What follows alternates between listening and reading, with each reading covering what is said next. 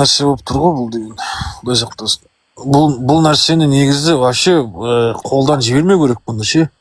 Халық қолына билікті алу керек. Халық өзі мемлекетті басқару керек. Демократияға өту керек уже. Жөн тағы да айта кетейін еді. Бүгін сағат 12-ге дейін осы нені талқылауға қақымыз бар. 12-ден кейін болды, бітті, уже тоқтатылу керек. Повод бермеуіміз керек. 14-15-і уже бұл туралы әңгіме айтпауымыз керек. Аға, бізге болат шығар шетелдегі қазақтарға. Жоқ, саған бола береді, шетелдегілерге бола береді. Бірақ біздерге болмайды. Біз өзімізге повод бермеуіміз керек. 148 адам отыр екен, астында сұрақ қойылды, соған жауап берейін. Не істейік деген сұраққа жауап бергей отырмын. Не істейсіңдер? Қолдарыңда телефондарың бар, белсенді емессің. Бірақ та сол телефонмен қанша мұғалым ане жерде қызмет жасап жатыр, қызметшілер. Солардың фотосын түсіріп аласыңдар, сонан кейін сол участоктың сыртына шығып, есігін фотоға түсіріп аласыңдар. Болды. Онан кейін оны сен сақтайсың. Жақсы күнге дейін, ертеңгі күні ұстаз деген атқа кір келтіріп жүрген мұғалымдарды жазалаймыз. Біз жеңгенен кейін. Ол үлкен доказательство болады. Мұғалымдардың көзін шұқып отырып, чистосердечное признание облегчает наказание. КГБ-ның айтқанын істейміз. Оны кім жұмсады? По цепочке мұғалымды директор жұмсады ма? Директорды кім жұмсады? Соның чистосердечное признание жасатамыз.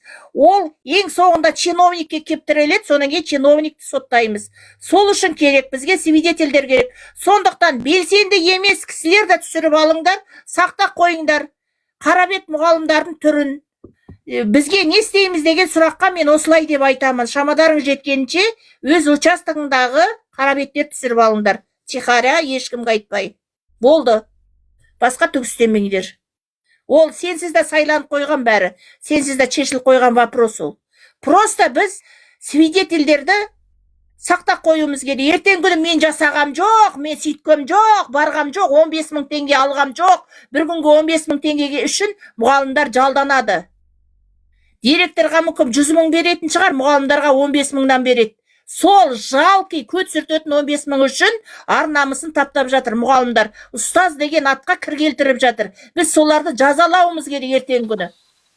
Олар біздің балаларымызға тәрбие беруге тиісті емес, ондай ұстаздар. Қайдағы 15 мың, мұғалімге 150 мың, директор төрағасы, сайлауын төрағасына 400 мың ақша төлейді. Оны нақты білемін. Қаяқты 15. 150 үшін отан сатып отыр ғой. Тағы бір айта кетейін ағайындар. Мінерден де көп айтып жатыр ғой. Біреу айтады мен бармайым дейді.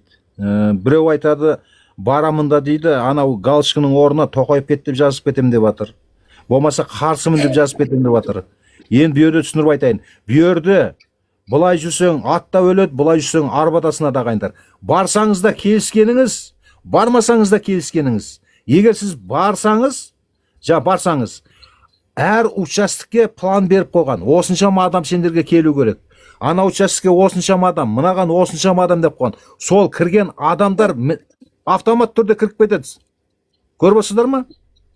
Екіншіден, ана жерге жаңа Галшкінің орнына жаңағы жазу жазып кетсеңіздер, оны жаңағы не yapsaydı екен? Утилизация жасапсайды екен. Көріп отырсыздар ма? Сондықтан өйерде бюллетенді бұзбай, қарсы ма қарсы, Галшкіні қоясыздар, болды. Гармош қылып саласыздар, болды, бітті. Пока, до свидания. Видеоға түсіресіздер, кеттіңіздер. Осыны еске алып қойыңыздар. Ол барсаңыздар, жаңағыдай сіз бармасаңыздар, сіздердің дайын тұрған бюллетендарыңызға соңында анерде бір мұғалім алады да қолын қояды да жібере салады, болды, бітті.